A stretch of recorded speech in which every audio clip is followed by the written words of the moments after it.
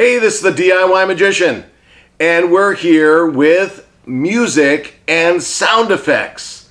That's right, this is an ongoing series that we're going to have fun creating music and sound effects from everyday items.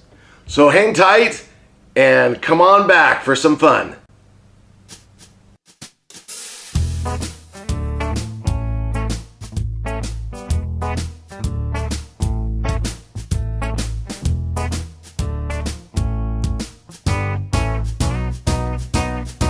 Hey, look what I've got right here.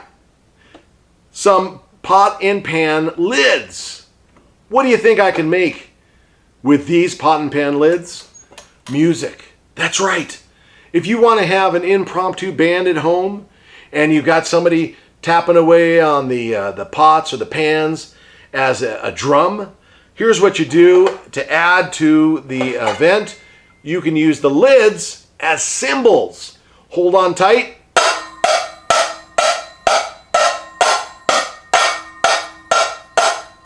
Look at that. I've got the small ones there, and I've even got larger ones here. Ready?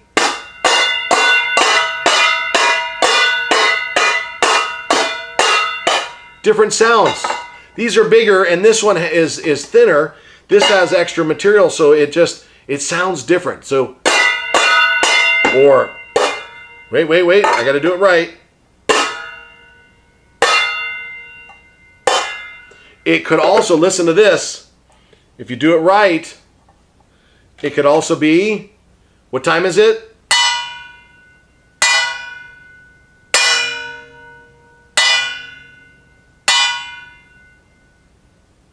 It's 5 o'clock. That's right. It could be a bell chime for a clock in town square.